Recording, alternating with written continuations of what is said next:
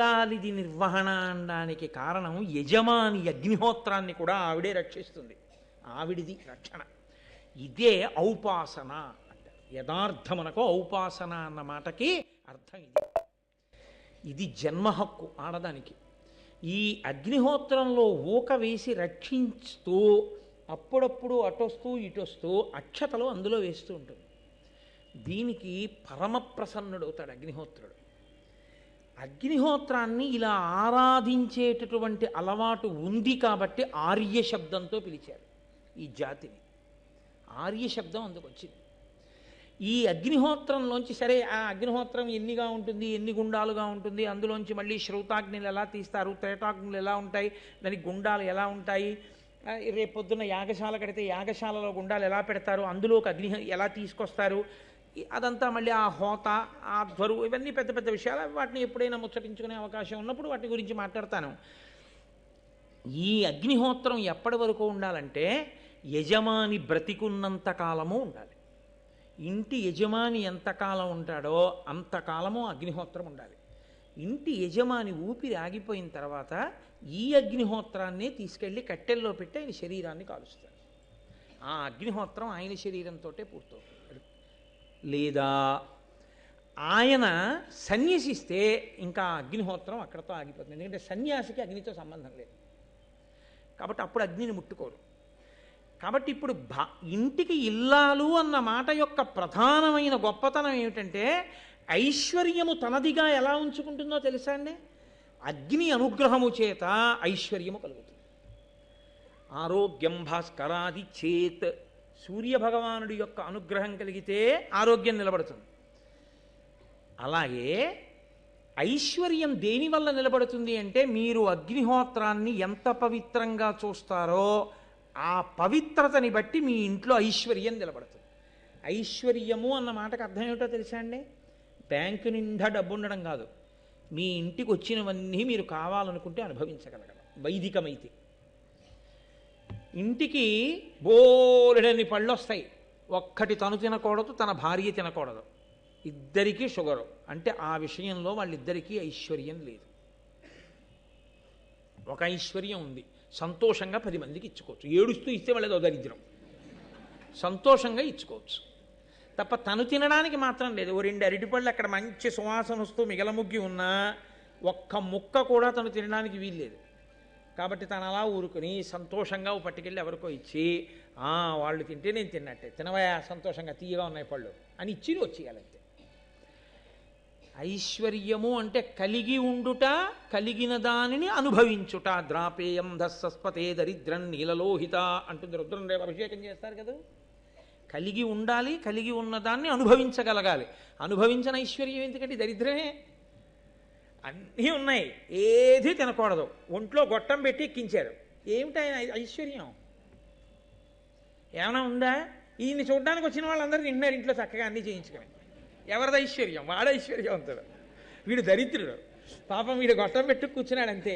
వీడు పూట పూట ఇంత తినాలంటే బొడ్డు దగ్గర తొడ మీదో ఎక్కడో సూది పెట్టి పొడుచుకుని వాడంతటా వాడే ఏదో ఎక్కించుకుని ఇంత అన్నం తింటుంటాడు. ఆ విషయంలో ఆయన చాలా బాధ పొందుతున్నాడా లేదా?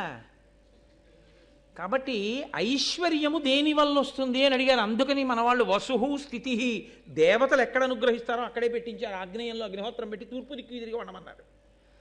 యజమాని కడుపు నిండా తింటాడమ్మా, లేకపోతే తినడమ్మా అనడానికి కారణం అది. విశాల దృక్పథంతో మాట్లాడారు తప్ప ఏదో మౌఢ్యంతో మాట్లాడడం వాళ్ళ లక్షణం కాదు. 10 మంది బాగుండాలని మాట్లాడారు. ఎడం పక్కనే ఎందుకు నడవాలండి? చెప్పేవాడు ఎవడండి? నేను కుడి పక్కన నడుస్తానంటే నడు, కళ్ళు తెరిచి ఇంటెన్సివ్ కేర్ యూనిట్లో ఉంటావు అంతే. శాస్త్రం కూడా అంతే. శాసనాత్ శంసనాత్, ఇది శాస్త్రం. శాస్త్రం చెప్పింది నువ్వు నమ్మగలిగితే అభ్యున్నతిని పొందుతావు. శాస్త్రం నమ్మకం లేదు, నీ కర్మ. ఎవడేం చేస్తాడు దానికి? నువ్వు పాడవడం ఎందుకు, 10 మందిని పాడు చేయడం ఎందుకు?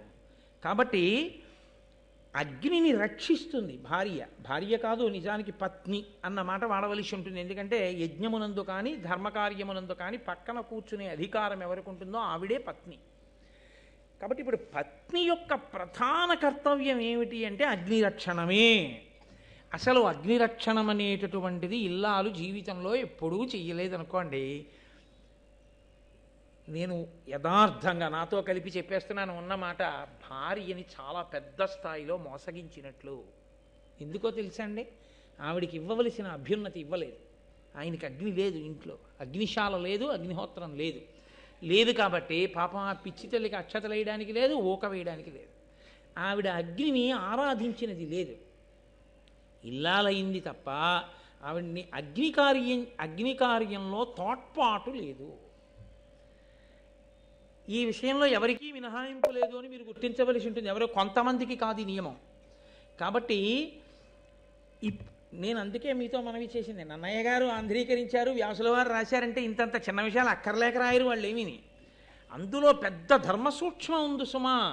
నీ ఇంటి ఐశ్వర్యాన్ని నువ్వు ఎలా కాపాడుకోవాలో చెప్తున్నారు. ఇల్లాలి ఐశ్వర్యం ఏమిటో తెలుసా అండి? భర్తతో సహా. ఆయన ఎవరంటే ఆవిడ ఐదోతనం కదండి. ఆవిడ ఐదోతనం గట్టిదండి అంటారు ఈయన బతికితే. ఈయన ఎక్కడో పడి బతికాడు అనుకోండి, ఆవిడ ఐదోతనం గట్టిదండి అంటారు. ఈయన ఎవరు? ఆవిడకి చెందినవాడు. ఆవిడ ఐదోతనం ఈయన. కాబట్టి ఈయన ఆవిడ సొత్తు. ఈయనే ఆవిడ సొత్తు అయినప్పుడు పుట్టిన బిడ్డలు ఆవిడ కడుపు పంట. అన్నీ ఆవిడ వైపు నుంచే ఉన్నవన్నీ. అసలు ఆవిడకున్న గౌరవం ఆయనకి లేదు శాస్త్రంలో యథార్థానికి. చాలా కష్టపడి తరించాలి పురుషుడు. స్త్రీ అందుకే ఔపాసన అంటారు దీన్ని. ఇది తెలిస్తే చాలా తొందరగా మెట్లెక్కి ఈశ్వరుణ్ణి చేడతారు. కాబట్టి ఇప్పుడు తన బిడ్డల్ని రక్షించుకోవాలి, తన భర్తని రక్షించుకోవాలి. తనదైనది ఐశ్వర్యము అంటే భర్త బిడ్డలు కూడా. ఇప్పుడు వీరిని ఎందుకు రక్షించుకోవాలి? కనురాపు నుంచి రక్షించుకోవాలి. ఏమిటి కనురాపు? అబ్బా, ఎంత వేదం చదువుకున్నాడండి, ఎంత ఘనాపాఠి అండి, ఏమి ధారణాశక్తి అండి, ఏమి నియమం పాటిస్తాడండి. 5 గంటలు కూర్చుని ఘన చెప్పినా కంఠం జీరవదు. ఏమి కంఠం అండి అది? అలా మాట్లాడగా ఆయనకి కనురాపు తగులుతుందేమో. అందుకని అగ్నిహోత్రంలో ఊక వేస్తుంది, అందుకని అక్షతలు వేస్తుంటాడు. ఆ అగ్ని బిడ్డల్ని భర్తని కాపాడుతుంటాడు. కాదు, ఉగ్రభూతములు తిరుగుతుంటాయి, అవి ప్రవేశించి బిడ్డల్ని చెనకుతాయి.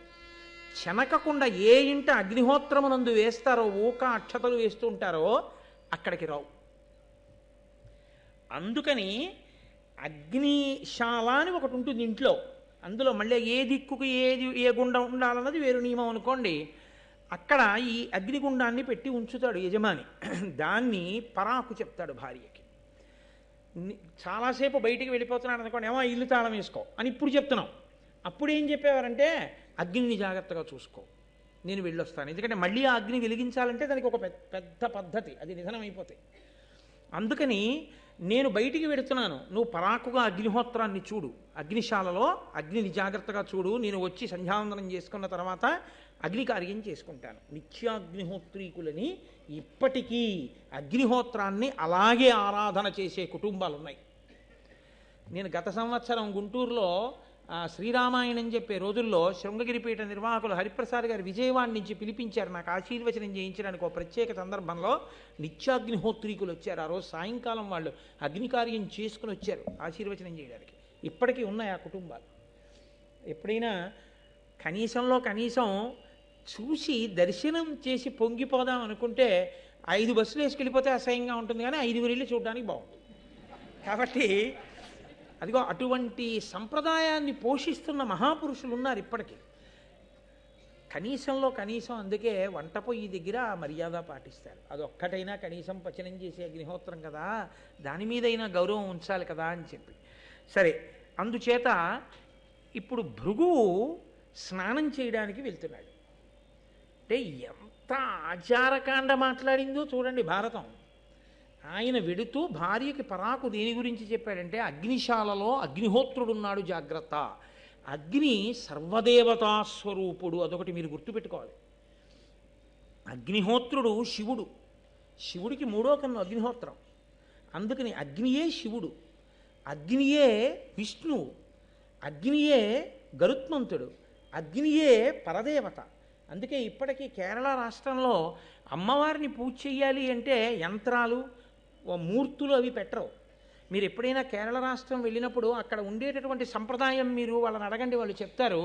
వాళ్ళు దీపం వెలిగిస్తారు. మనం ఇళ్లల్లో పెట్టుకుంటామే దీపం, అలాంటి దీపం వెలిగించి ఆ దీపం ప్రజ్వరిల్లుతుంటే ఆ దీప శిఖకి అమ్మవారు అని పూజ చేస్తారు వాళ్ళు. దీపాన్నే పరదేవతగా పూజ చేస్తారు వాళ్ళు. అసలు దీపం లేకుండా మనం పూజ చెయ్యం. నతత్ర సూర్యోభాతి చంద్రతారకం నేమా విద్యుతో భాతి కుతోయమగ్ని తమేవ భాంతమనుభాతి సర్వం తస్య భాషా సర్వమిదం విభాతి. పరబ్రహ్మాన్ని దీపంగా చెప్తాం. ఏ నామాలు వినండి మీరు, సహస్రనామాల్లో పరంజ్యోతి అన్న నామం లేకుండా ఉండదు. జ్యోతి అగ్ని సంబంధం, సుబ్రహ్మణ్యుడు అగ్ని సంబంధం. అందుకే ఆయనకి పావకి అగ్నిపుత్రుడు అని ఒక పేరు. అసలు అరుణాచలంలో ఉన్నటువంటి శివలింగం అగ్నిలింగం. అక్కడ ఉన్నటువంటి శిలలు వేడిగా ఉంటాయంటారు, అగ్నిశిలలు, అగ్ని కొండ. అగ్నిని ఆరాధించడం ఈ జాతి లక్షణం కాబట్టి ఆర్య శబ్దం వచ్చింది. ఇంత గొప్ప అగ్నిని ఆరాధన చేసి ఐశ్వర్యాన్ని పొందేవారు, ఆ అగ్నిని ఆరాధించి రక్షణ పొందేవారు. అందుకే ఇప్పటికీ మన వాళ్ళు అలా నోటితో ఊదకురా అంటారు. అగ్నిని నిధనం చేయడం కూడా ఎంగిలి ఊపిరితో, ఎంగిలి గాలితో నిధనం చేయరు. అందుకే దీపం ఆరిపోయిందన్నారు. దీపం కొండెక్కిపోయింది అంటారు. కొండెక్కిపోయింది అంటే ఈశ్వరునిలో లయం. కొండల మీదంతా ఈశ్వరుడు ఉంటాడు కాబట్టి ఈశ్వరునిలో కలిసిపోయింది. ఆ ఇంటి దీపం ఆరిపోయింది అన్నారనుకోండి, అది చాలా అమంగళకరమని గుర్తు. ఆ ఇంట పొయ్యి వెలగట్లేదు అన్నారనుకోండి, వాళ్ళకి అన్నం లేదని గుర్తు. అగ్ని సంబంధంగా ఐశ్వర్యాన్ని, అగ్ని సంబంధంగా దరిద్రాన్ని, అగ్ని సంబంధంగా మంగళాన్ని, అగ్ని సంబంధంగా అమంగళాన్ని మనకి ప్రకటన చేస్తారు. ఆ ఒళ్ళు చల్లబడిపోయింది అంటే ఆయన ఇక లేడు. ఆ ఒంట్లో ఉండవలసిన వేడుంది. చాలా పొగరుబోతుగా ఉన్నాడు, ఒంట్లో వేడండి అంటారు. సరే, ఇప్పుడు అవన్నీ మళ్ళీ చెప్తూ కూర్చుంటే ఇంకా ఎప్పటికయ్యాను. భారతం ఇప్పుడు మళ్ళీ వచ్చేది. అందుకని అగ్ని అంతగా మనం ఆరాధన చేస్తాం, మనకి తెలియదు చేస్తున్నామని కూడా. ఆ ఇంట దీపం లేదా అంటారు. దీపం పెట్టేవాడికి అద్దెకి ఇవ్వకూడదా అంటారు. అద్దె లేకపోయినా దీపం పెడతాడు, ఇవ్వండి అంటారు. కాబట్టి మనకి అంత పూజ్య భావన అగ్నిహోత్రం మీద. అటువంటి అగ్నిహోత్రాన్ని కాపాడాలి కాబట్టి భృగువు స్నానానికి ఎడుతున్నాడు సాయంకాలం. అదో నియమం. ఉదయం వేళ పొరపాటున సూర్యోదయం అయ్యే వరకు పడుకున్న, ఎప్పుడైనా, ప్రతిరోజు అని కాదు నా ఉద్దేశ్యం, ఎప్పుడైనా సూర్యోదయం అయ్యే వరకు నిద్రపోతే తప్పు పట్టదు శాస్త్రం. పాపం ఒంట్లో బాగోలేదో లేకపోతే నలతగా ఉన్నాడో పడుకున్నాడు. కానీ సూర్యాస్తమయ సమయంలో మాత్రం ఎట్టి పరిస్థితుల్లో నిద్రపోకూడదు. ఎట్టి పరిస్థితుల్లో సరే, ఆ ధర్మ సూక్ష్మం మీద కూడా ఆఖ్యానాలు వస్తాయి. కాబట్టి సూర్యాస్తమయం అవుతోంది అంటే స్నానం చేసేయాలి. చేసి దీపం పెట్టి ఈశ్వరుడికి నమస్కారం చెయ్యాలి. యజ్ఞోపవీతం ఉన్నవాళ్ళు సంధ్యావందనం చెయ్యాలి. కాబట్టి ఆయన సంధ్యావందనం చెయ్యాలి కాబట్టి స్నానం చేయడానికి వెడుతున్నాడు. వెడుతూ ఆయన పరాకు దేనికి చెప్పాడంటే, ఆయన భార్య పేరు పులోమ. ఆవిడ్ని పిలిచి అగ్నిని జాగ్రత్తగా చూడు, నేను స్నానానికి వెడుతున్నాను అని చెప్పాడు. ఆవిడ అగ్నిని రక్షిస్తోంది. అగ్నిని రక్షించడం అంటే ఏం చేస్తారు? అగ్నిని పట్టుకుని ఉండరుగా. రక్షించడం అంటే కాస్త ఊక వెయ్యాలి, కాసిన అక్షతలు వెయ్యాలి. ఆడవారు ఎక్కువగా అందులో అక్షతలు సమర్పణం చేస్తుంటారు. కాబట్టి అక్షతలో ఊకో వేసి ఆవిడ రక్షిస్తోంది. ఈలోగా అగ్ని వెలుగుతున్నాడు అంటే వాళ్ళ దృష్టిలో ఎవరు వెలుగుతున్నాడు? ఈశ్వరుడే. అగ్ని ఉన్న చోట ఈశ్వరుడే. కాబట్టి ఇప్పుడు పులోమ రాక్షసుడు అని ఒక ఆయన ఉన్నాడు. ఆయన అదో చమత్కారమైన పేరు. ఈయన భార్య పేరు పులోమ, వచ్చిన రాక్షసుడి పేరు పులోమ రాక్షసుడు. ఆయనకి ఎప్పటి నుంచో ఈవిడి మీద కన్ను. రాక్షసత్వము అన్న మాటకు అర్థం ఏమిటో తెలుసా అండి? వాడికి ఆమె యందు ప్రీతి ఉండడమే మొదటి తప్పు. ఎందుకని? ధర్మం అన్న మాట ఒకటి ఉంది కదా, తన ప్రీతి ఎవరి యందు ఉండాలంటే తన తండ్రి ఎవరిని తెచ్చి తన పక్కన పత్ని స్థానంలో కూర్చోబెట్టాడో ఆమె యందు ఉండాలి. అంతేగాని వివాహపూర్వం తనే నిర్ణయించుకుని తనే అసలు మనసు పట్టుకెళ్ళి పెట్టకూడదు, అదో తప్పు. సరే, పెట్టాడు పో. ఆవిడికి పెళ్ళైపోయింది. పెళ్ళైపోయిన తర్వాత కూడా ఆవిడ మీద మనసు పెట్టుకోవడం ఇంకో పెద్ద తప్పు. తప్పుల్లో పెద్ద తప్పు అంటే ఏమిటో తెలుసా అండి? అర్థం పర్థం లేని మాటలు కొన్ని మాట్లాడుతుంటారు. ఆవిడికి 60 ఏళ్ళు వచ్చేస్తాయి. నేను సందర్భంలో చూసి తెల్లపోయాను.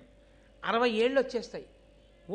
70 ఏళ్ల వాడు వచ్చి అంటాడు, దీన్ని నాకే ఇచ్చి చేద్దాం అనుకున్నారు చిన్నతనంలోనూ, కానీ దాన్ని వాడికి ఇచ్చారు మళ్ళీ అంటాడు. అదేంటది? 70 ఏళ్ళకి నువ్వు అనవలసిన మాట అది. అప్పుడు కూడా ఇంకా నీ వ్యామోహాన్ని నువ్వు గుర్తు చేసుకోవట్లేదు.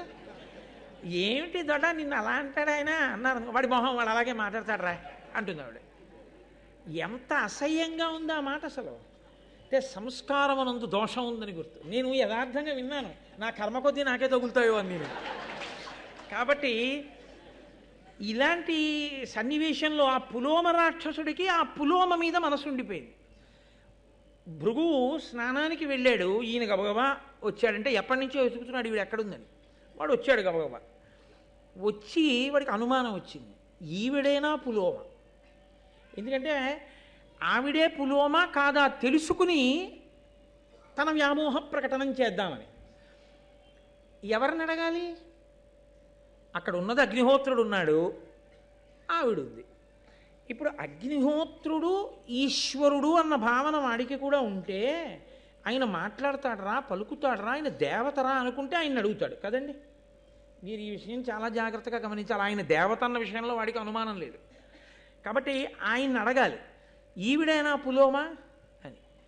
అలాగే అడిగాడు వాడు, ఈవిడ పులోమయేనా అని అడిగాడు. ఇప్పుడు అగ్నిహోత్రుడు సంకటంలో పడ్డాడు. ఏం ఆయనకి సంకటం ఎందుకని మీరంటారేమో. ఆయన లోకంలో చేసి పాడవుతున్న వాళ్ళు, చెయ్యక పాడవుతున్న వాళ్ళు ఇద్దరిని చూస్తుంటాడు. ఒంట్లో వేడున్నంతసేపేగా ఏదైనా చెయ్యాలి. ఒంట్లో వేడుండగా చెయ్యకూడనివి చేసి పాడవుతున్నవాడు, ఒంట్లో వేడున్నప్పుడు చెయ్యవలసినవి చెయ్యక పాడవుతున్నవాడు, ఇద్దరిని చూస్తున్నాడుగా ఆయన. అందుకని ఆయనకి సత్యము అసత్యము గురించి బాగా అవగాహన ఉంది. ఆయన అనుకున్నాడు, ఈమె పులోమ అని నేనంటే వీడు రాక్షసుడు ఎత్తుకుపోతే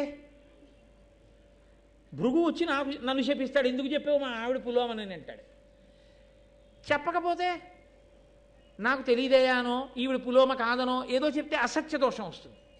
ఇప్పుడు ఆయన ఏం చేశాడంటే దోషాల్లో చిన్న దోషం ఏది లెక్క కట్టుకున్నాడు. అసత్యమాడ్డం తక్కువ దోషమా, ఈవిడ పులోమ అని చెప్పేస్తే ఒకవేళ ఇతను ఏదైనా అపకారం చెయ్యడం సాధ్యం కాదు. ఎందుకని?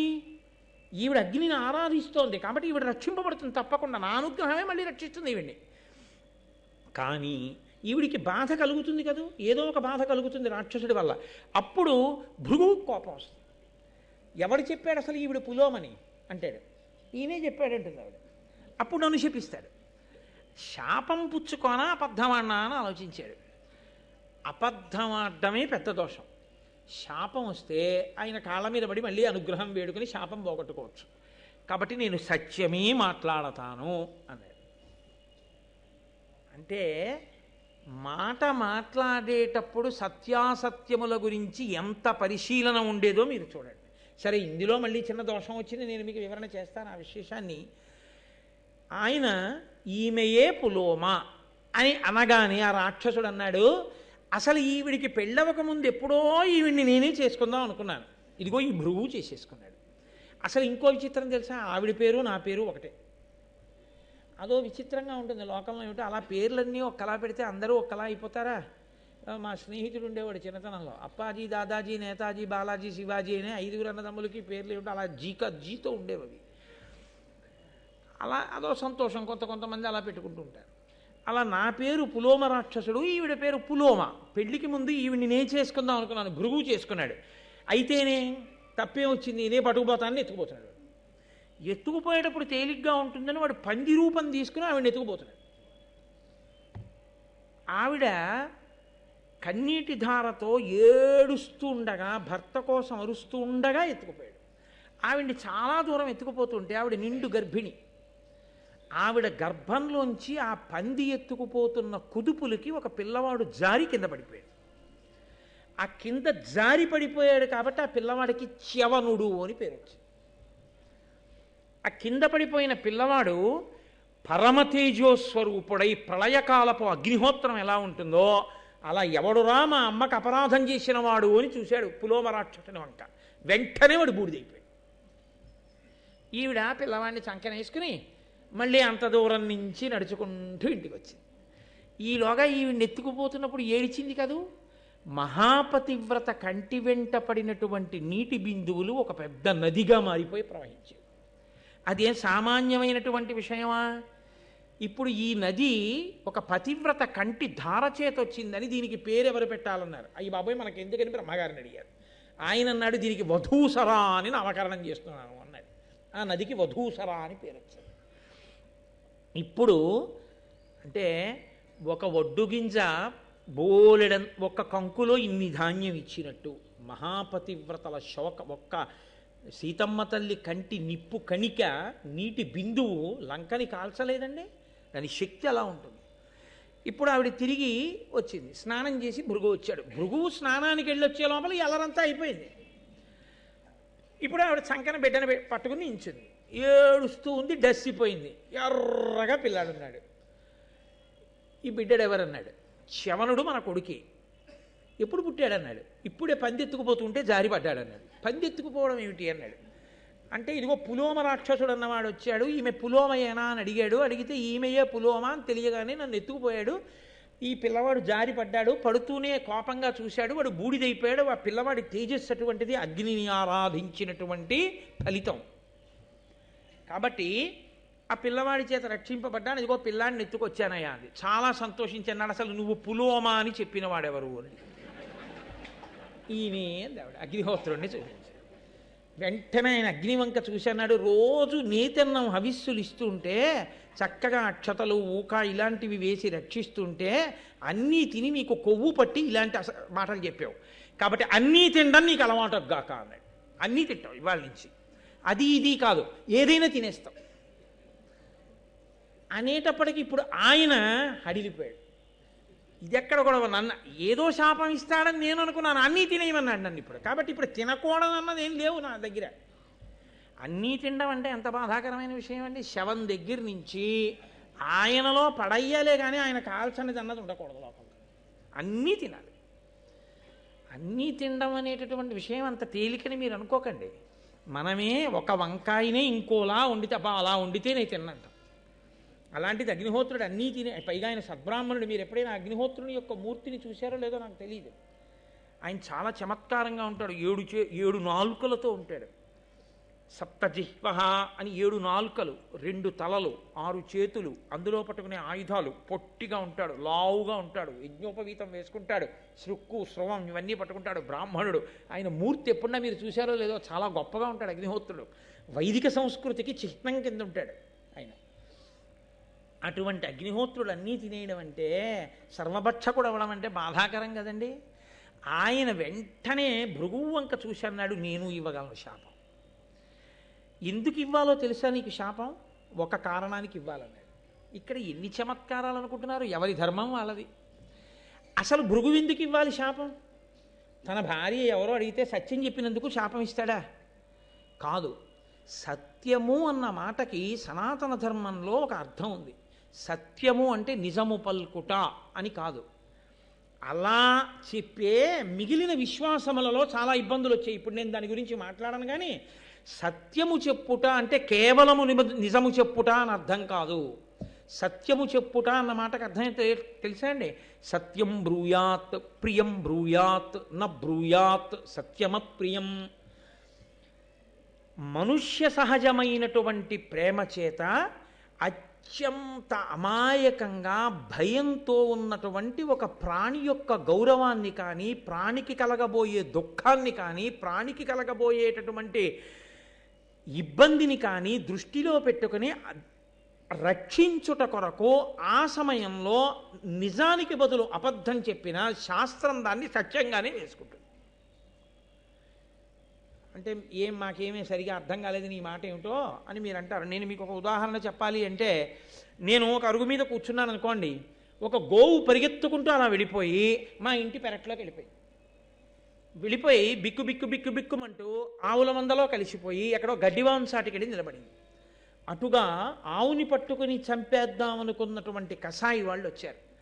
పంతులు గారు, ఆవు ఏదైనా ఇలా వెళ్ళిందా అని అడిగారు. ఇప్పుడు ఆవు ఇలా వెళ్ళింది అన్నీ సత్యం చెప్పాను అనుకోండి, వాళ్ళు ఆవుని తీసుకెళ్ళిపోయి చంపేస్తారు. ఒక గోవు ప్రాణములు నిలబెట్టడమా, ఒక అబద్ధం ఆడి గోవు ప్రాణం నిలబెట్టడమా అన్న విషయంలో గోవు ఇలా వెళ్ళలేదు అని నేను చూసి కూడా చెప్పాను అనుకోండి, అప్పుడు నేను అబద్ధమాడాను అన్న దోషాన్ని నా ఖాతాలో వెయ్యరు అని వేదం చెప్తోంది.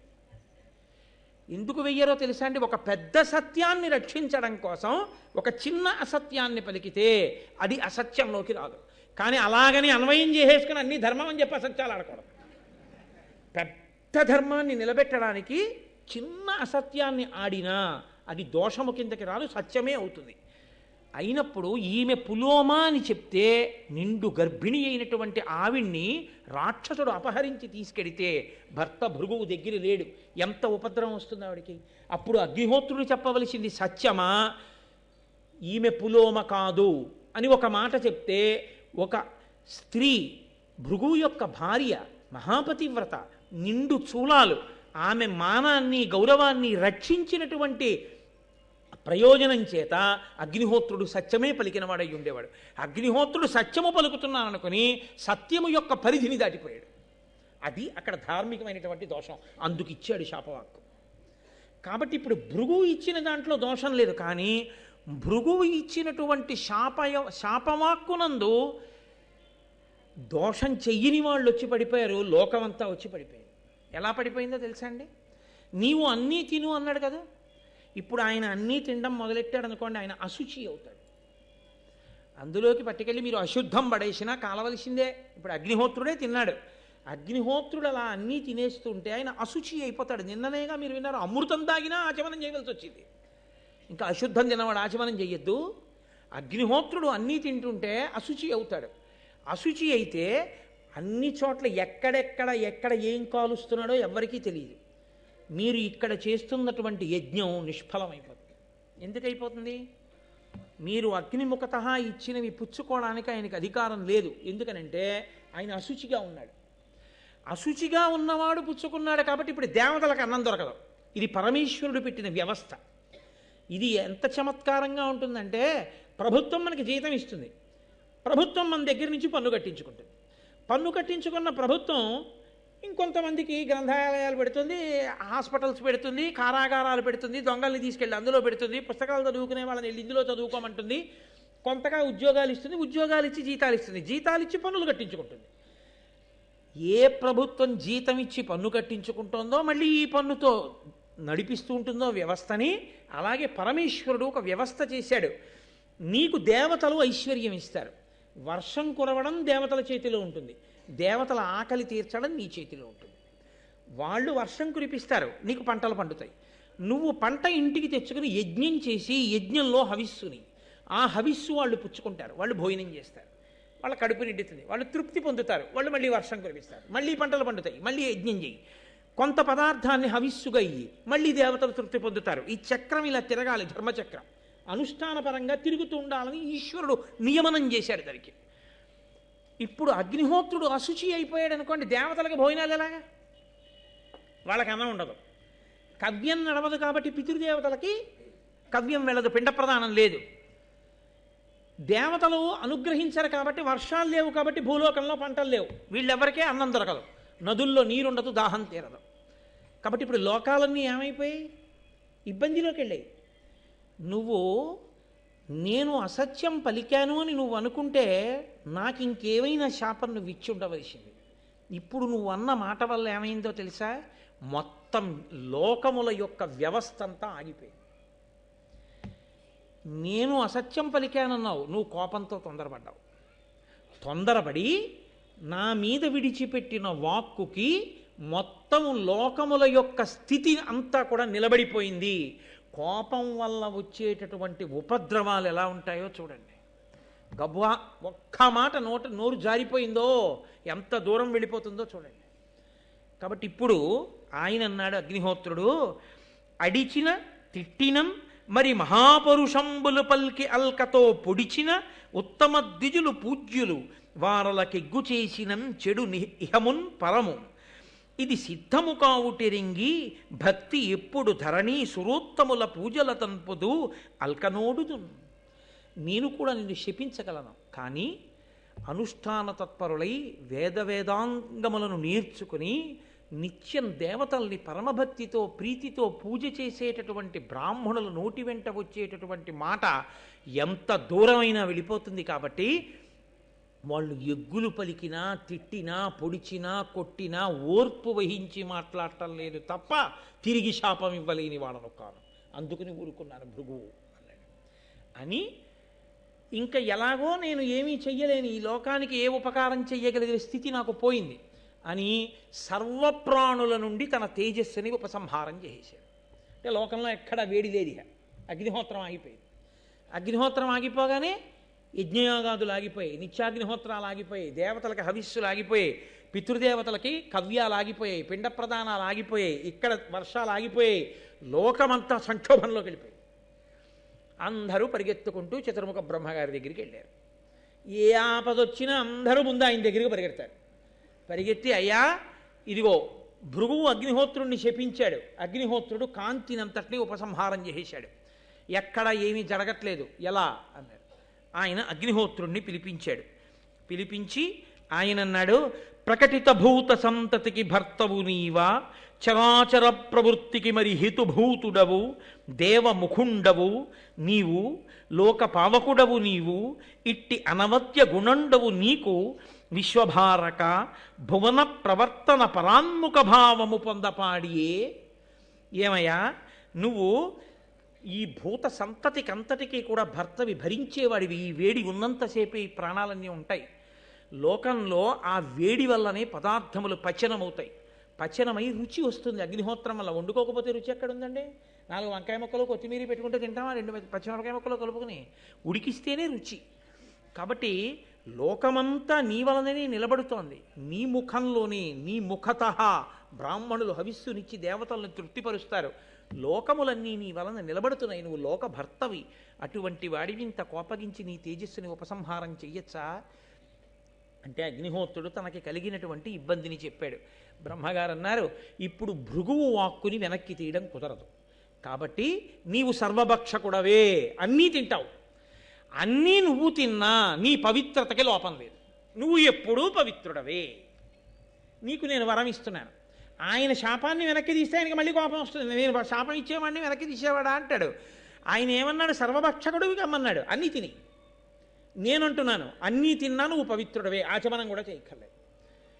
శవాన్ని కాలుస్తూ ఉంటుంది అగ్ని, యజ్ఞశాలలో అగ్ని దేవతలకు హవిస్సు పట్టుకెళ్ళిపోతుంటుంది, ఆ పక్కనే కవ్యాన్ని పితృదేవతలకు పట్టుకెళ్ళిపోతూ ఉంటుంది. అక్కడే నిత్యాగ్నిహోత్రీకులు చేసుకునేటటువంటి కార్యకలాపాలు అగ్నిహోత్రంలో జరిగిపోతుంటాయి. అక్కడే అగ్ని అరణ్యాన్ని కాలుస్తూ ఉంటుంది, అక్కడే అగ్ని తనలో పడిపోయినటువంటి ప్రాణుల్ని కాల్చేస్తూ ఉంటుంది. ఎక్కడ ఎన్ని అగ్నిహోత్రంలో పడిపోయి అగ్ని తినేస్తున్నా అగ్నికి మాత్రము అశౌచము లేదు, ఏ అపవిత్రత నీకు కలగదు, నీవు నిత్య పవిత్రుడవే, ప్రతి క్షణం పవిత్రంగా ఉంటావు అని బ్రహ్మగారు వరమిచ్చారు అగ్నిహోత్రుడికి. ఇప్పుడు సంతోషంగా కాలం నడిచింది, మళ్ళీ లోకంలో వ్యవస్థ అంతా ఏర్పడింది, మళ్ళీ హవిస్సులన్నీ కూడా నడిచాయి. ఎందుకు చెప్పవలసి వచ్చింది ఈ కథ అంతా? హవిస్సు ఇస్తే దేవతలకు పట్టుకెళ్ళాలి కానీ పావులను అందులో పడమంటే ఎలా కాల్చాడా అగ్నిహోత్రుడు? మరి భృగువు శాపం ఉంది సర్వభక్షకుడు ఒక అమ్మని, అందుకని పావులు పడ్డా తినాలంతే. అందుకు తిన్నాడయ్యా అని చెప్పడానికి భృగువు దగ్గర జరిగినటువంటి పులోమ, ఆ అల్లరి, దానివల్ల ఆఖరికి వచ్చిన శాపం, ఎందుకు అగ్నిహోత్రుడు సర్వభక్షకుడయ్యాడో, అయినా పవిత్రుడయ్యాడో మహానుభావుడైనటువంటి శౌతి ఈ విషయాలు చెప్పి ఆయన అన్నాడు, ఈ శవనుడు జన్మించాడు కదా అక్కడ ఉండేటటువంటి భృగువుకి పులోమకి, ఆయన శర్యాతి అనబడేటటువంటి రాజు యొక్క కుమార్తె అయినటువంటి సుకన్యని వివాహం చేసుకున్నాడు. దేవి భాగవతంలో మీరు ఈ ఘట్టాన్ని విన్నారు. పుట్టలో కూర్చుని ఆయన తపస్సు చేస్తూ ఉండడం, కళ్ళేదో మిరుగుడు పురుగుల్లా కనపడుతున్నాయని ఆవిడ పుల్లతో పడవడం, ఆయన 2 కళ్ళు పోవడం, వృద్ధుడైనా కూడా ఆవిడ వివాహం చేసుకోవడం, ఆవిడ పరమ పాతివ్రత్యంతో ఆయన్ని అనువర్తించడం, అశ్వినీ దేవతలు రావడం, నీకు నీ భర్త పట్ల అంత పాతివ్రత్యము అంత మమకారము ఉంటే ఏది మేము చూస్తాం, ముగ్గురం కలిసి స్నానం చేస్తాం, ముగ్గురం ఒక్కలా ఉంటాం, నీ భర్తనెవరినో నువ్వు గుర్తుపట్టడం, ముగ్గురు వెళ్ళి ఆ సరోవరంలో స్నానం చేయడం, ముగ్గురు అశ్వినీ దేవతలుగానే కనపడడం, తన భర్త ఎవరో తను గుర్తుపట్టలేకపోతే తన పాతివ్రత్యానికి దోషం వస్తుంది. కాబట్టి ఆవిడ వెంటనే నమ పద్మ ప్రభోదేవి అంటూ దేవీ భాగవతంలో అమ్మవారిని స్తోత్రం చేయడం, అమ్మవారు అనుగ్రహించి ఆ శర్యాతి కుమార్తె అయినటువంటి ఆ సుకన్యకి తన భర్తని గుర్తుపట్టగలిగినటువంటి బుద్ధి ప్రచోదనం చేయడం, దానివల్ల ఆమె చవన మహర్షిని గుర్తుపట్టడం, చవన మహర్షికి నిత్య యవ్వనం రావడం, మళ్ళీ యవ్వనంలోకి వచ్చి వాళ్ళిద్దరూ సంతోషంగా కాలం గడపడం, ఈ ఘట్టాన్ని మీరు దేవీ భాగవతంలో విన్నారు. నేను ఒక్కసారి విహంగ వీక్షణంగా దాన్ని మీకు జ్ఞాపకం చేశాను. ఇప్పుడు ఈ చవన మహర్షి సుకన్యకి కలిపి ప్రమతి అనబడేటటువంటి కుమారుడు జన్మించాడు. ఈ ప్రమతి ఘృతాచి అని క్షీరసాగర మథనం చేసినప్పుడు పాలసముద్రంలోంచి పుట్టినటువంటి అప్సరసని వివాహం చేసుకున్న కారణం చేత, లేదా ఆమెతో సంగమించినటువంటి కారణం చేత ఆ ఘృతాచికి ప్రమతికి రురుడు అనబడేటటువంటి పిల్లవాడు పుట్టాడు.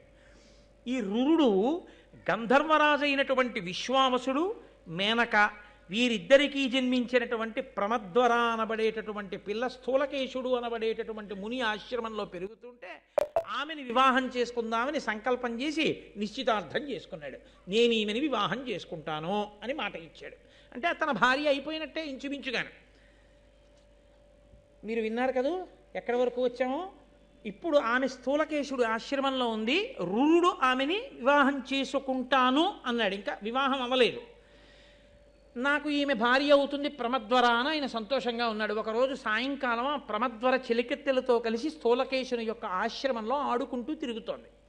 ఒక పెద్ద త్రాచుపాము ఒకటి వచ్చి ఎక్కడి నుంచో ఆ ప్రమద్వర యొక్క పాదం మీద కాటు వేసి వెంటనే ఆమె నురగలు కక్కుకుని మరణించింది. మరణించగానే రురుడికి ఈ విషయం తెలిసింది. పరిగెత్తుకుంటూ వచ్చాడు. వచ్చి ఆయన ఏడుస్తున్నాడు. ఈమెని భార్యని చేసుకుందాం అనుకున్నాను, ఈమె ఎందే మనసు ఉంచుకున్నాను, కానీ ఈమె మరణించిందని ఈయన బాధపడుతున్నాడు. మిగిలినటువంటి ఋషులందరూ కూడా వచ్చి అక్కడ చేరారు. ఆ సమయంలో రురుడు అక్కడ ఉండే వాళ్ళందరినీ ప్రార్థన చేశాడు. అదో చమత్కారమైన ప్రార్థన. అది దేవతల్ని కూడా ఉద్దేశించి చేశాడు ఆయన అన్నాడు, అలయకయేన దేవ యజనాధ్యయన వ్రత పుణ్యకర్మముల్ సలుపుదునేని ఏన గురు సద్విజభక్తుడనేని ఏన యత్యలఘు తపస్వినేని దివిజాధిపభూసురులారా మన్మనో నిలయకు ఈ ప్రమద్వరకు నిర్విషమయ్యడు నేడు మీదయన్. నేను గురువుల్ని చాలా జాగ్రత్తగా సేవించిన వాడనైతే, హోమాలు చేసిన వాడనైతే, యజ్ఞయాగాది క్రతువులు చేసి ఉంటే, తపస్సు చేసి ఉంటే, పుణ్యకర్మలు చేసి ఉంటే, నేను గురువు పట్ల భక్తి కలిగిన వాడనైతే ఈమె తిరిగి బ్రతుకుగాక అన్నాడు. అని ఆయన అన్నాడు, అపరిమితాజ్ఞ చేసియు మహాపురుషుల్ విషతత్వ సంహితా నిపుడులు మంత్రతంత్రములు నేర్చి విధించియు దీనికిన్ విషవ్యపగతమైన జీవమిది వచ్చును పాయము చెయ్యరొక్కో, వ్యపగతమైన జీవమిది వచ్చును ఉపాయము చెయ్యరొక్కో, నా తపము ఫలంబు అధ్యయన దాన ఫలంబులు ఇత్తు వారికిన్. ఎవరైనా విషం శరీరంలోకి ఎక్కిన దాన్ని మళ్ళీ వెనక్కి తీసేయగలిగినటువంటి మంత్రతంత్రములు నేర్చిన వారుంటే, ఈ ప్రమద్వర శరీరంలోకి ఎక్కినటువంటి పాము విషాన్ని వెనక్కి తీసేస్తే మంత్రశక్తితో, వాళ్ళకి నేను చేసిన అధ్యయన ఫలాన్ని, తపోఫలాన్ని, గురువులను సేవించిన ఫలాన్నంతటినీ ధారపోసేస్తాను అని ఏడుస్తున్నాడు. ఈ రురుడు ఏడుస్తున్న ఏడుపు విని ఆకాశంలో వెళ్ళిపోతున్న ఒక దేవదూత అన్నాడు, ఇంత చదువుకున్నావు, అంత ఏడుస్తున్నావే, ఒకసారి శరీరాన్ని ప్రాణి విడిచిపెట్టేస్తే చేసుకున్న కర్మ ఫలితంగా అలా విడిచిపెట్టేస్తారు అకారణంగా, అకాలంగా విడిచిపెట్టేస్తే మళ్ళీ వెనక్కి వస్తారా? రారు. కానీ నిన్ను చూస్తే నాకు జాలేస్తోంది. ఇంత ఏడుస్తున్నావు కాబట్టి నీకు నేను ఒక ప్రత్యేకమైనటువంటి మినహాయింపిస్తున్నాను. నీకు ఎంత ఆయుప్రమాణం ఉన్నదో, ఎంతకాలము నీకు ఆయుర్దాయం ఉందో అందులో సగభాగం నువ్వు ఈ ప్రమద్వరకి ధారపోస్తే ఈమె బతుకుతుంది. అప్పుడు ఇద్దరూ కలిసి జీవితం గడుపుతురుగానన్నాడు. ఆ ప్రమద్వరకి ఆయన తన ఆయుర్దాయంలో సగభాగాన్ని ధారపోశాడు. ధారపోస్తే ప్రమద్వర లేచి కూర్చుంది.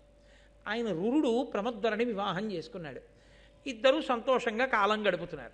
అప్పటి నుంచి రురుడు ఒక పని చేస్తుండడం మొదలుపెట్టాడు. ఏమిటా పని అంటే, ఈయన ప్రతిరోజు చేత్తో ఒక లావు కర్ర ఒకటి పట్టుకునేవాడు. పట్టుకుని వెడుతూ ఆయన పని ఏంటంటే, పుట్ట ఎక్కడన్నా కనపడితే దాన్ని తవ్వేసేవాడు. తవ్వేసి అందులో కనపడ్డ పాములన్నీ చంపేసేవాడు. పాము అన్నది కనపడితే చాలా చంపకుండా మాత్రం వెళ్ళేవాడు కాదు. కనీసం రోజు తనకి తనంత తాను దొరకకపోతే ఎక్కడో అక్కడ పుట్ట దగ్గరికి వెళ్ళి వెతికి చంపుతుండేవాడు. అదో అలవాటుగా పెట్టుకున్నాడు. ఎందుకని? తన భార్యని ఎప్పుడో పాము కరిచింది. అది క్రోధం. ఎంత చిత్రంగా లోపల క్రోధములు ఉండిపోతాయో చూడండి అని క్రోధం పెట్టేసుకున్నాడు. పెట్టుకుని అదే పనిగా పావులు చంపుతున్నాడు. ఒక రోజున విషం లేని పాదో దరిద్రం దానికి. పాముకి విషం ఉంటే ఏదో పట్టుకున్న దాన్ని కరిచేస్తే అది చచ్చిపోతే అది తినేస్తుంది. పాముకి విషం లేకపోతే వచ్చే ప్రమాదం ఏమిటో తెలుసా అండి? దానికి దొరికింది చావదు, దాన్ని ఇది మింగలేదు. ఎందుకంటే నవిలి తినడానికి దానికి దంతాలు ఉండవు. అది ఎల్లో కప్పనట్టుకుందనుకోండి, దాని కూరల్లో విషం ఉంటే ఓ 2 నిమిషాలు గిలగిలా తన్నుకుని ఆ కప్ప చచ్చిపోతుంది. చచ్చిపోతే అది మెల్లమెల్లగా మింగుతుంది. విషం లేని పాము అనుకోండి, దానికి వచ్చే బాధ ఏమిటో తెలుసా అండి? అరగంట సేపు పట్టుకున్నా కప్ప చావదు. అది తప్పించుకుందామని గిలగిల కొట్టుకుంటూనే ఉంటుంది. అది కూడా నోరు బయటికి ఎట్టింది అనుకోండి, చిత్రం ఏమిటంటే అప్పుడు అది కాస్త ఓ 2 ఈగలు దొరికితే బాగుండని తింటుంటుంది. బతకాలన్న ఆశ ఏ ప్రాణికైనా అలా ఉంటుంది కదండి. రామకృష్ణ పరమహంస ఒక చోట దాని గురించే చెప్పి, మనుష్యుల ఆశ అంటే ఎలా ఉంటుందో చూడవయా అన్నారు. కాబట్టి ఇది పట్టుకుని ఎంతసేపు అలా పట్టుకుని ఉంటుంది. దవడలు నెప్పెట్టి కొంచెం అందనుకోండి, ఆ కప్ప దూకేస్తుంది. అంటే విషం లేని పాముకి ఆహారం తెచ్చుకోవడం కష్టం, విషం ఉన్న పాముకి ఆహారం తెచ్చుకోవడం తేలిక. కాబట్టి అది దానికి పెద్ద కష్టం. పాము జన్మ ఎత్తింది, పట్టుకు తినేది ఉండదు, చాలా కష్టం అది ఆహారాన్ని పట్టుకోవడం. ఇంత కష్టం ఎందుకు వచ్చింది? చూడడానికి మాత్రం పెద్ద పాము, దాని పేరు డుండుబము. దానికి పేరు ఒకటి మళ్ళీ, డుండుబము అనబడేటటువంటి ఒక పెద్ద పాము అది అక్కడ పడుంది. దాన్ని చూసి వెంటనే చేతిలో కర్ర ఉంది కదా, పాము కనబడితే కొట్టేయాలి. ఈ రురుడు ఆ కర్ర తీసా పామును కొట్టబోయాడు. అది వెంటనే మునైపోయేది. అంది, నేను విషం లేని పాముని. ఏమయ్యా, నువ్వు చూస్తే భృగువంశంలో పుట్టినటువంటి బ్రాహ్మణుడవు. భృగువంశంలో పుట్టిన బ్రాహ్మణుడు ఎక్కడా? విషం లేని పాము ఎక్కడా? పాముల్ని కర్రలతో కొట్టి చంపడం ఏమిటా, నువ్వు ఎందుకు అలా చంపుతుంటావు అని అడిగింది. నేను పాముల్ని చంపడం మాట అలా ఉంచు, కానీ కొడదామని నేను వస్తే మునిగిపోయిన నువ్వెవరు అసలు అని అడిగాడు ఆయన. అడిగితే అప్పుడు ఆయన అన్నాడు, నా పేరు సహస్రపాదుడు. నేను ఒకానొకప్పుడు వేదాధ్యయనం చేస్తూ ఉండేవాడిని. నాకు ఒక స్నేహితుడు ఉండేవాడు, ఆయన పేరు ఖగముడు. ఆ ఖగముడు కూడా వేదం చదువుకుంటూ అగ్నికార్యం చేసుకుంటున్నాడు. రోజున నాకెందుకో అక్కర్లేని బుద్ధోటి పుట్టింది. వీడు అగ్నికార్యం చేసుకుంటున్నాడు కదా, ఇప్పుడు వీడి మీదకి పాము పడేసినట్టుగా ఏదైనా పడేస్తాయి. వీడు ఉలిక్కి పడి ముందుకు పడితే అగ్నిగుండంలో పడతాడు, వెనక్కి పడితే పాము అనుకుని తూలితే ఎలా ఉంటుందో చూద్దాం అనుకున్నాడు. వికృత హాస్యం, అర్థం లేని హాస్యం, పరిధిలు మించిన హాస్యం ఇలాంటి ప్రమాదాలే తెస్తుంది అని ఓ గడ్డిపామును దాన్ని చేసి, అది పాము అంటే పాములో ఉంది, పాము అంటే పాము కాదు, విషం లేదు దానికి, గడ్డిపాము కాదు. ఆ పామును తీసి అగ్నికార్యం చేసుకుంటూ కూర్చున్నటువంటి ఆ ఖగముడి మీదకి విసిరాడు కిటికీలోంచి. అది వెళ్ళి మీద పడగానే పొడుగ్గా అలా పడేటప్పటికి అది పాము అనుకుని ఆయన ఉలిక్కి పడి హడిలిపోయి లేచిపోయి నేను ఎంతో ధ్యానంతో ఇక్కడ కూర్చుని ఉంటే ఎవడు రా నా మీద ఈ పాముని విసిరివాడని చూశాడు. స్నేహితుడే సహస్రపాదుడు. విషం లేని పాములా ఓ గడ్డిపాముని నా మీద పారేసి నేను ఉలిక్కి పడితే నవ్వావు కనుక విషం లేని పాము అయి పుట్టి దాని బాధ ఏమిటో తెలుస్తుంది అని అడవిలో తిరిగి అన్నాడు. అప్పుడు తెలిసి వచ్చింది. మితిమీరిన హాస్యం, మితిమీరినటువంటి అవతల వారిని మనం బాధ పెట్టి వినోదాన్ని పొందడం ఎంత ప్రమాదానికి చిట్ట చివరికి వెళ్ళిపోతుందో చూడండి. కొంతమంది ఏమనుకుంటారంటే జీవితంలో హాస్యస్ఫోరకంగా మేము మాట్లాడగలం అనుకుంటారు. అనుకుని మేము అలా ఒక్క పావుగంట మాట్లాడకపోతే మా శీలానికే ఏదో భంగపాటు, అలా మాట్లాడకుండా మేము ఉండకూడదు అని కనబడ్డ ప్రతి వారి మీద ఏదో హాస్యస్ఫోరకంగా మాట్లాడడం అలవాటు చేసుకుంటారు. అలా మాట్లాడకపోతే ఈయన ఏం జోక్ చేయలేదు అనుకుంటారని. ఇది వెళ్ళి ఎక్కడ పప్పులో కాలేస్తాడంటే, ఎవరో ఒక మహాత్ముడు కనపడినప్పుడు ఆయన గురించి కూడా అలాగే మాట్లాడతాడు, కట్టి కుడిపేస్తుంది. కాబట్టి అదే పనిగా హాస్య ప్రసంగాలు చేయడం మంచిది కాదు, అది ఒక దుర్లక్షణంగా చెప్పింది శాస్త్రం. కాబట్టి నిరంతర హాస్య ప్రసంగం, ఎప్పుడూ అర్థం లేని హాస్యం మంచిది కాదు. కాబట్టి విషం లేని పాముగా పుట్టి తిరుగుతున్నాను. అప్పుడు ఏడిచాను నా స్నేహితుడు ఖగముడి దగ్గర, నాకెప్పటికయా విముక్తి అని అడిగాను. నీకు ఏనాడు భృగువంశంలో పుట్టిన రురుడు దర్శనం అవుతాడో, కర్ర పట్టుకుని నిన్ను చంపబోతాడో, అప్పుడు నువ్వు మామూలు పాము అవుతావు, దానివల్ల ఉపకారం కలుగుతుందిలే అన్నాడు. అందుకని మునినయ్యాను. ఇది సరే కానీ నాకు ఒక ఆశ్చర్యకరమైనటువంటి విషయం తెలుస్తోంది. నువ్వు భృగువంశంలో పుట్టావే, బ్రాహ్మణుడవే, వేదం చదువుకున్నావు, యజ్ఞం చేస్తున్నావు, ఇలా కర్ర పెట్టి పాముల్ని కొట్టచ్చా? బ్రాహ్మణుడంటే ఎటువంటి వాడు? భూనుత కీర్తి బ్రాహ్మణుడు పుట్టుడు తోడన పుట్టు ఉత్తమ జ్ఞానము సర్వభూత హిత సంహిత బుద్ధియు చిత్తశాంతియున్ మాన మద ప్రహాణము సమత్వము సంతత వేద విద్యానుష్ఠానము సత్యవాక్యము దృఢవ్రతమున్ గురుణాపరత్వమున్. ఒక సచ్చీలుడైనటువంటి బ్రాహ్మణుడు పుట్టగానే ఆ చుట్టుపక్కల ఉన్న వాళ్ళ అందరిలోనూ కూడా భూతదయ కలుగుతుంది, మంచి భావములు కలుగుతాయి, అందరిలోనూ కూడా చిత్తశాంతి కలుగుతుంది, మంచి ఆలోచనలు కలుగుతాయి. అప్పటి వరకు ఉన్నటువంటి దుష్టమైన ఆలోచనలు పరిశీలనం చేత పక్కకి వెళ్ళిపోతాయి. తమని తాము పరిశీలించుకొని చెడు లక్షణములను విడిచిపెట్టగలిగినటువంటి స్థితి బ్రాహ్మణ వాక్కు వలన వస్తుంది. అందరినీ సమానంగా చూసేటటువంటి బుద్ధి కలుగుతుంది. అటువంటిది ఒక బ్రాహ్మణుని వలన సంభవిస్తుందని, బ్రాహ్మణులు అలా బ్రతకాలని శాస్త్రాలు చెప్తున్నాయి. నువ్వేమయ్యా కనపడ్డ పావులన్నీ చంపుతూ హింస చేస్తున్నావు, ఇలా చెయ్యొచ్చా? ఇప్పటికైనా ఈ బుద్ధిమానం. ఏదో కర్మవశం నీ భార్యని కరిచింది, అయిపోయింది, బ్రతికించుకున్నావు, అక్కడతో దాన్ని విడిచిపెట్టాలి. అంతేకాని కనపడ్డ పావులన్నీ చంపుకుంటూ వెడితే నువ్వు చేసిన ఈ హింస నిన్ను కట్టి కొడపదా? తప్పు, బ్రాహ్మణుడవు, ఇక ఈ హింస చెయ్యకు అంటూ ఆయన అన్నాడు. నీ తండ్రికి శిష్యుడైనటువంటి ఆస్తిక మహర్షి ఒకానొకప్పుడు జనమేజయుడు చేసినటువంటి సర్పయాగాన్నే ఆపాడు. నీ తండ్రికి శిష్యుడైనటువంటి ఆస్తికుడు జనమేజయుడి సర్పయాగాన్ని ఆపాడే, అటువంటి వంశంలో పుట్టిన నువ్వు పావుల్ని చంపడానికి సిగ్గుగా లేదా అన్నాడు. అయ్యా నాకు బుద్ధి వచ్చింది, ఇంకా నేను చంపను అన్నాడు. అనగానే ఎక్కడ చెప్తున్నాడు ఈ కథ? నైమిషారణ్యంలో. వాళ్ళన్నారు, ఇక్కడ వరకు బాగుంది, రురుడి వరకు చెప్పావు. రురుడి తండ్రి యొక్క శిష్యుడు ఆస్తికుడు జనమేజయుడి సర్పయాగాన్ని ఎందుకు ఆపాడో, అలా ఎందుకు జరిగింది అది చెప్పు. రేపు ప్రారంభం చేస్తాను, ఇప్పటికే 8 దాటిపోయింది కదా అని ఇవాళకి చక్కా మనందరం ప్రసాదం తీసుకుని ఈశ్వరుడు యొక్క హారతి అందుకుని బయలుదేరదాం నైమిషారణ్యంలో. ఇది నైమిషారణ్యమే పవిత్ర భావన చేత అని అన్నాడు.